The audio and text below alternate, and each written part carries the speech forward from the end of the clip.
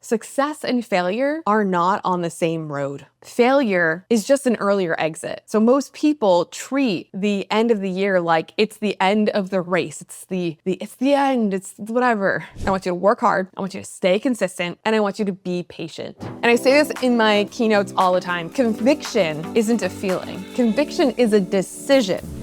Welcome to What If It All Goes Right, the show for high achievers who are ready to stop fearing the worst and start stepping into their power. I'm your host, Angela Gargano, 6-time American Ninja Warrior, keynote speaker, peak performance coach, and former biochemist. Every episode, I'm going to give you the mindset shifts and practical tools to shake off the doubt, reignite your energy, and remember just how powerful you really are. Because it's time to stop fearing the worst and start asking, what if it all goes right? What if it's already going? Hey everyone, it's Angela and welcome back to What If It All Goes Right. Believe it or not, we are coming to the end of the year. Like, where did time go? And for a lot of us, this is when the reflection of this past year starts to hit. And it starts to hit hard. You start looking at where you are right now compared to where you maybe thought that you'd be. And sometimes that gap between the two feels pretty heavy. And you start to think, I didn't do enough. I'm not where I wanted to be. I quote unquote failed, right? Maybe you had goals on your vision board or things that you said that you wanted to do and you just literally didn't do them. Like life just kind of got in the way. And if that is you, I just want you to take a moment and I want you to pause. I want you to take a deep breath in because this episode is going to be for you. Because no, you did not fail. You're just in the middle piece of your story. And today I'm going to help you see that. This way you can walk into this new year with clarity and not shame and not beating yourself up. Because a lot of times what we want to do, what we want to complete takes longer than we want it to. And sometimes life happens. But before we dive in, I want to make sure that you're following What If It All Goes Right. I have so many juicy episodes that are going to continue to come out weekly. So make sure you're following on Apple Podcasts or Spotify and leave a quick rating or review. It helps the show reach more people who really need it. And honestly, it would mean the world to me. All right, so let's talk about what really matters when you feel like you've fallen short.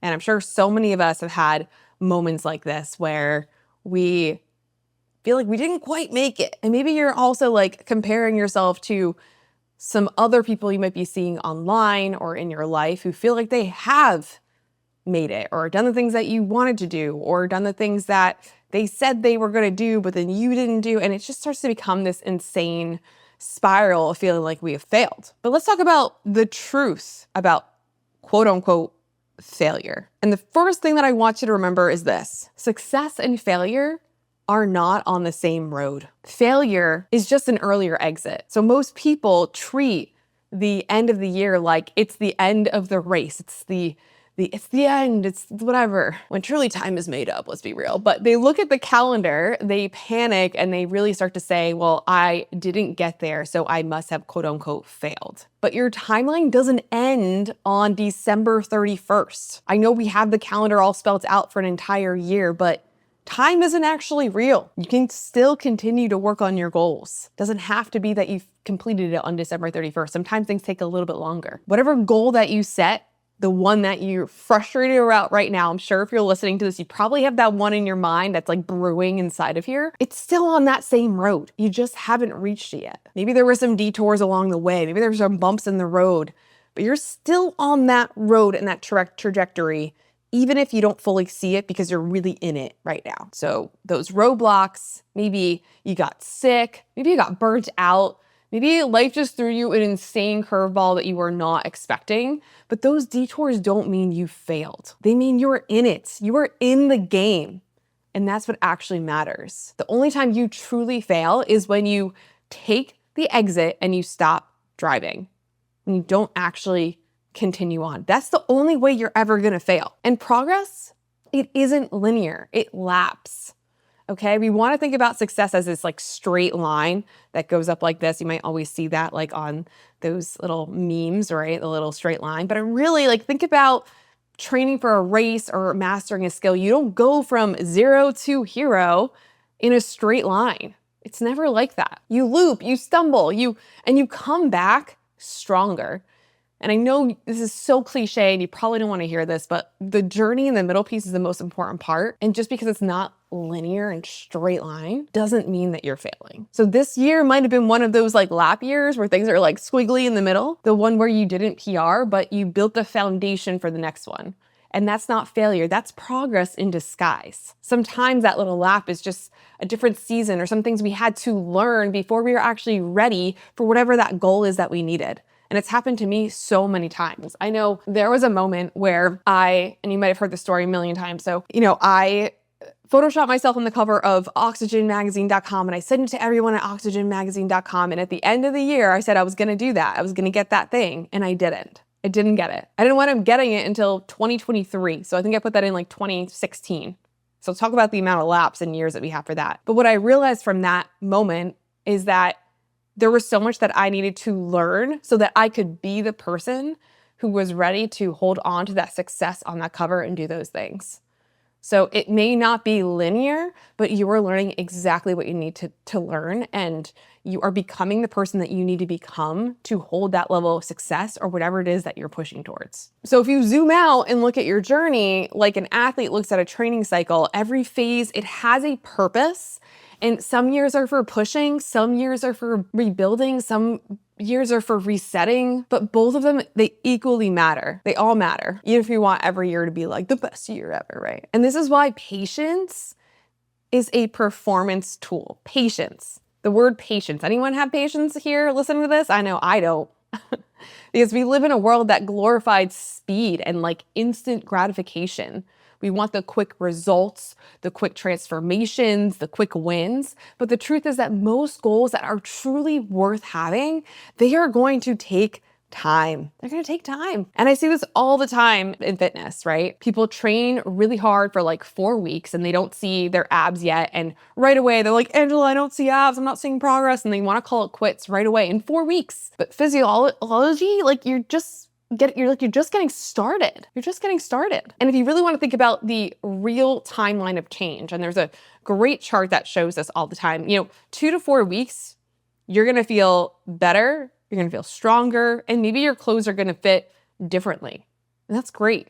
Like we're just like getting started on this goal, right? Then from week 6 to 8, maybe you do start to see some type of physical change in your body, okay? Then in 3 to 6 months, that's when the transformation actually starts to kick in.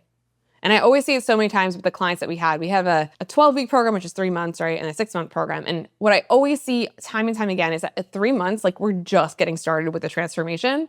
6 months, we're really seeing the transformation of your body and your mind. And then as you continue on and you get to like 12 months, that's when this becomes your identity, and the transformation is so much bigger than just like the weight loss goal, whatever it might be. It really becomes who you are. So if you give up after 30 days, you're gonna quit right before it's about to click. Like right before it's about to get good. And it's not that you failed, it's that you stopped too soon. You're like, oh, well, this took longer than I wanted. You can't microwave progress. You have to train for it. It's going to take time. And we need to have patience. I know this year for my keynote speaking, I decided that I was going to go all in on this. And I totally thought that I was going to see instantaneous progress. I thought I'm going to send out my keynotes to everyone and they're just going to love me and they're going to start to book me and it's going to be so easy and blah, blah, blah, blah, blah. And then I soon started to realize that this is a long game. This is a long game. And I started to realize that I actually wanted to play the long game instead. For so long, I've been playing the short game, trying to get these instant wins like right away. But with speaking, it was like, oh my goodness, this is the long game. And this year was more about the development of making sure that I had my messaging on par, that I was creating the relationships, that I was making sure people even around me knew that that's what I do, that I speak, right? Because for so long I was a fitness athlete. So I was feeling very impatient because I thought I was going to get instant success right away.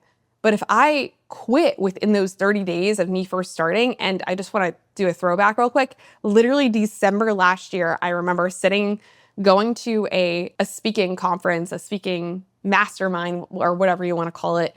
And I remember telling my friend, like, I want to go all in on this. Like, I want to do it. It was only since last December. And I felt throughout the year that I wasn't seeing progress fast enough. But now as I come all the way back to December, I'm like, actually, maybe I didn't hit the exact goals I wanted to hit this year, but everything that I did this year was building up and being compiled and put together to grow so that I could crush it for next year. So sometimes it just feels a little bit different than you might think and then you might want, but patience, man, gotta have patience. You can't rush the good stuff. I'll say it again. You can't rush the good stuff. And I see it time and time again. I don't know if you can hear my stomach growling while I'm doing this episode right now. I don't know why I ate today. But anyways, what are the mindset shifts that you need to have going into 2026, okay?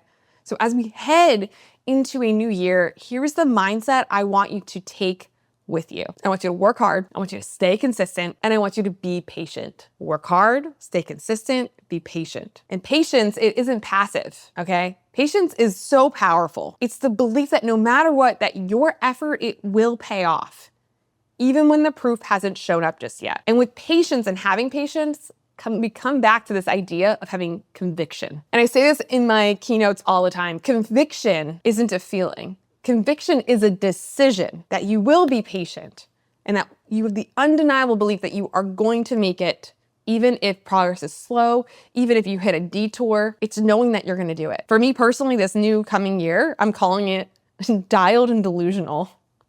Dialed and delusional. And the dialed and delusional piece means that I'm going to be patient, head down, dialed, doing the things that I need to do, the small things that are boring and I need to have patience for. And delusional is having that conviction that these little things I'm doing, even if I don't see it just yet, even if it's hard right now, even if I don't see the proof just yet, is going to happen. And you can do the same thing too. So when you're tempted to quit, I want you to remember, you are not starting from scratch. You're starting from experience that you've grown from, that you have. And your experience is going to continue to compound and compound and compound to exactly what you need and the tools that you need to see the success that you're looking for. And the most successful people that I know, they didn't get there because they were faster, smarter, or luckier. They kept going longer than everybody else. And I know that might be hard to think about right now, especially in a world where maybe you're sitting there and you're comparing yourself like over and over again to the people that you're seeing online. You don't know how much patience they've had to have or how much head down they've had to have for this, right? The people who are truly succeeding, the people I've seen who've done amazing things with keynote speaking or the things that I want to do in my life, it's because they literally have been in the game for a long time and they just kept going and they did not stop. They did not stop. It was inevitable that they were going to succeed if they didn't stop. And even with podcasting, I think there was a stat saying that like if you hit like at least, I think it's just maybe 20 episodes, maybe it's more than that. You hit a certain amount of episodes, you're doing more than most people do because most people quit. Crazy. But you're on here because you're not going to do that. You are not going to quit. So if you're reflecting on this year and maybe you're feeling disappointed, I want you to just take a moment and just tell you to stop. Stop it right now. You didn't waste time. You built the foundation for what's next, or maybe you learned what you needed to do differently. You learned, you grew, you survived, you're still here, and that is still progress. That is still progress. No more being down on yourself. The road to success that you're going to be on, it's going to be filled with these roadblocks. It's going to be filled with these ups and downs. But the only one that ends the journey is the exit. And you're not exiting. You're staying on the road. You're going to keep driving. And you're so much closer than you think to whatever that goal is. You just can't stop. I know this was an extra motivational episode, and if this episode hit home for you, please share it with someone who's been too hard on themselves right now. And don't forget to follow What If It All Goes Right on Apple Podcasts or Spotify and leave a rating or review. That's how we keep this community growing. And a reminder, you've got this. You didn't fail this year. You just haven't finished just yet. There's a reason for that. And as always, remind yourself, what if it all goes right? What if it's already going right? I'll see you next time.